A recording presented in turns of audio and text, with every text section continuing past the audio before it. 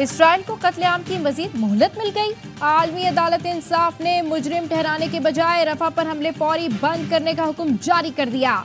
जनूबी अफ्रीका की नई दरखास्त पर आलमी अदालत ने फैसला सुनाते हुए कहा, अक़वाम मुत्तहिदा गजा में नस्लकुशी की तहकीकात करे, इंसानी हुकूक की खिलाफ वर्जियों की रिपोर्ट 1 माह में पेश की जाए। इसराइल को जनवरी और मार्च के अदालती फैसलों पर अमल दरामद का हुक्म। आलमी अदालत ने हमले रोकने और तहकीकात का फैसला 13-2 की अक्सरियत से सुनाया।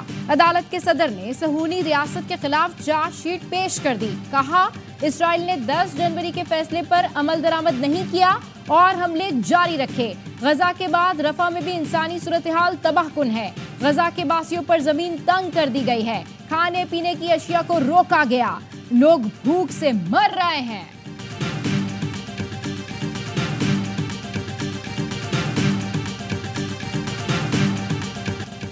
पाकिस्तान ने T20 वर्ल्ड कप के लिए टीम का ऐलान कर दिया। बाबर आजम मुसलसल तीसरे T20 वर्ल्ड कप में टीम की क़यादत करेंगे। स्क्वाड में साइम अयूब, मोहम्मद रिजवान, उस्मान खान, फ़खर जमान शामिल। इफ्तिखार अहमद, इमाद वसीम, शादाब खान, अबरार अहमद भी स्क्वाड का हिस्सा। आजम खान, हारिस रऊफ, मोहम्मद आमिर, शाहीन आफरीदी, अब्बास आफरीदी और नसीम शाह शामिल। PCB का कहना है टीम के साथ ट्रैवलिंग रिजर्व नहीं रखे गए। हारिस रऊफ मुकम्मल फिट नेट में बॉलिंग कर रहे हैं। ऐलान करदा स्क्वाड की खबर ARY न्यूज़ पहले ही दे चुका था। 20 टीमों में पाकिस्तान सबसे आखिर में अनाउंस होने वाली टीम है।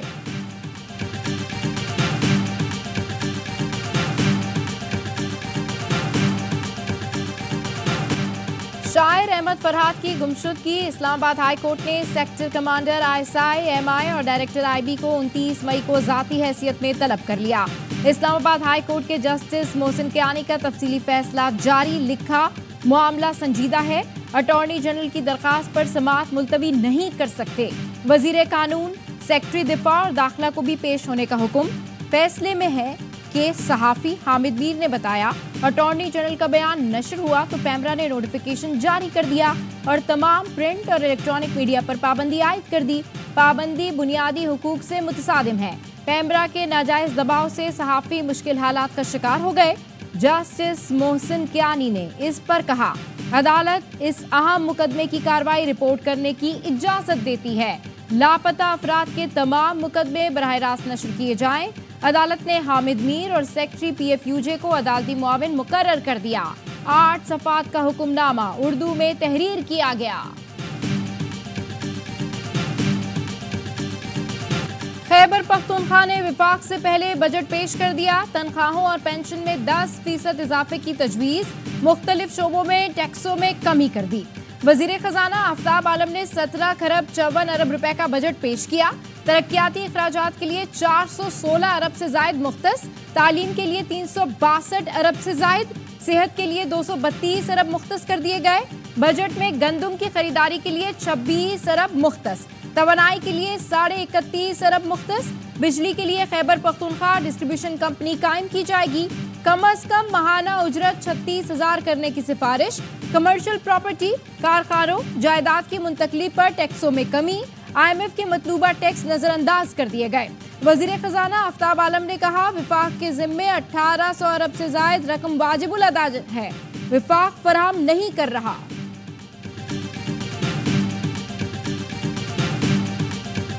नहीं बुला रहे SIFC में, ठीक है, इस तरीके से इन्होंने मुल्क चलाना है तो हमें तो कोई मसला नहीं है। जो हमारे सूबे का शेयर है उसमें हम बिल्कुल कोई कम्प्रोमाइज नहीं करेंगे। हमारी जरूरत नहीं है, हमें भी इनकी जरूरत नहीं। हमने टाइम लाइन दी हुई है 15 दिन की, 15 दिन गुजरेंगे फिर मैं इनको बताऊंगा कि बटन किसका है, बिजली किसकी है, सूबा किसका है।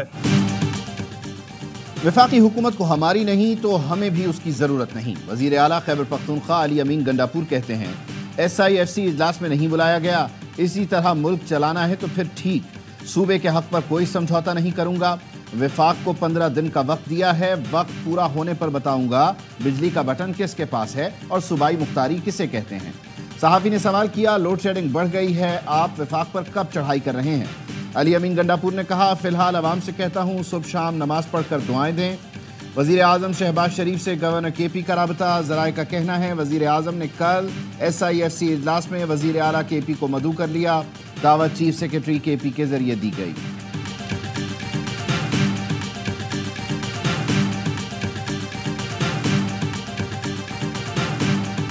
जिन्होंने IMF को लेटर लिखा, GSP+ स्टेटस के खिलाफ एक मुहिम शुरू की। आज वो SIFC पे हमला आवर है। SIFC पाकिस्तान की लाइफलाइन है। आपने एक शख्सियत को अपनी रेड लाइन डिक्लेयर किया था, हमारी रेड लाइन SIFC है, जिनको आप क्रॉस किए जा रहे हैं।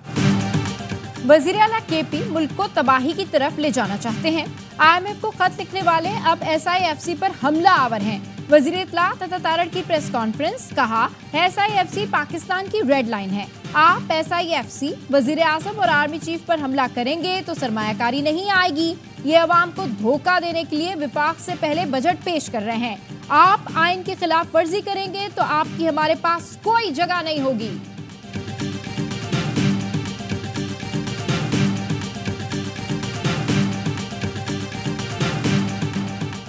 खैबर पख्तूनख्वा का बजट वफाकी हुकूमत को ब्लैकमेल करने और IMF से ताल्लुकात ख़राब करने की कोशिश है। वज़ीर मुमलिकत अली परवेज़ मलिक की प्रेस कॉन्फ्रेंस, कहा वफाकी बजट के आदाद शुमार देखते हुए सूबे बजट लाते हैं। खैबर पख्तूनख्वा हुकूमत ने फर्जी नंबर्स पर बजट पेश किया। मुशीर ख़जाना KP मुज़म्मिल असलम ने कहा बजट पर किसी से मुकाबला नहीं। वफाकी हुकूमत IMF के साथ मसरूफ़ थी, बजट की तारीख ना दे सकी। मुमकिना तौर पर वफाक 6 जून को बजट पेश करता तो हम कब करते, फिर ईद आने वाली है। वफाक से खैबर पख्तूनख्वा को अपने बकाया जात नहीं मिल रहे। कबायली और बंदोबस्ती इलाकों में वफाक भी टैक्स न लगाए।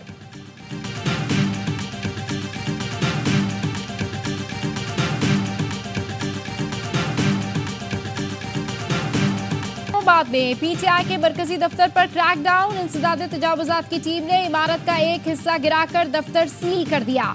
पुलिस ने मज़ाहिमत पर रहनुमा आमिर मुगल को गिरफ्तार कर लिया। FIR के मुताबिक आमिर मुगल ने CDA के ऑपरेशन के दौरान आहनी रॉड उठाया हुआ था। हवाई फायरिंग की, पुलिस और CDA अमले पर हमला किया गया। आमिर मुगल का जुडिशल रिमांड मंजूर। इंसदादे दहशतगर्दी की अदालत ने जिस्मानी रिमांड की इस्तदा मुस्तरद कर दी। दस्तावेज के मुताबिक इस्लामाबाद में प्लॉट 7 जुलाई 2020 को PTI के नाम ट्रांसफर हुआ। साबिक सेक्रेटरी जनरल PTI ने कानूनी कार्रवाई मुकम्मल की।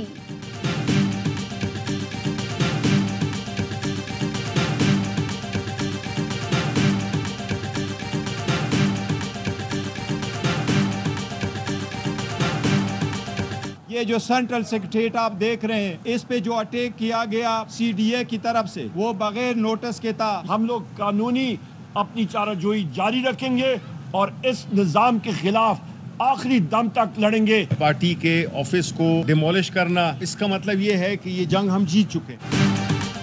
PTI का सील दफ्तर के बाहर टेंट लगाकर इजलास। चेयरमैन PTI बैरिस्टर गौहर ने कहा PTI सेंट्रल ऑफिस बगैर वजूहात और नोटिस गिराया गया। ऑफिस सील करने के खिलाफ पीर को पिटीशन दायर करेंगे। हमारे कारकुनों और खवातीन के घरों पर छापे मारे गए। तमाम हरकत के बावजूद हम मुश्तइल नहीं हुए। उमर अयूब बोले गुज़श्ता रात सब ने देखा फरसूदा निज़ाम के बुलडोज़र आए। हम इस निज़ाम के खिलाफ आखिरी दम तक लड़ेंगे। शिबली फराज ने कहा पार्टी का मरकजी दफ्तर गिराने का मतलब है हम ये जंग जीत चुके। ऐसे मुल्क में कौन सरमायाकारी करेगा जिसका मकबूल लीडर जेल में हो।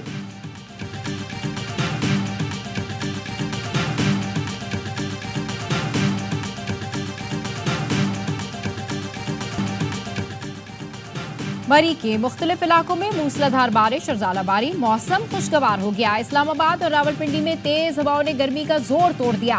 कोटली और गिरदोनवा में तेज आंधी के साथ बारिश। मौसम की सख्ती कम हो गई। टोबा टेक्सिंग में शदीद गर्मी और हब्स के बाद बादल बरस गए। पंजाब के मुख्तलिफ शहरों में आंधी और हल्की बारिश ने गर्मी का जोर तोड़ दिया। सिंध में गर्मी की शिद्दत बरकरार। लाड़काना, शिकारपुर समेत कई शहरों में दर्जा हरारत 49 डिग्री सेंटीग्रेड रिकॉर्ड। कराची में दर्जा हरारत 34 डिग्री सेंटीग्रेड रिकॉर्ड किया गया।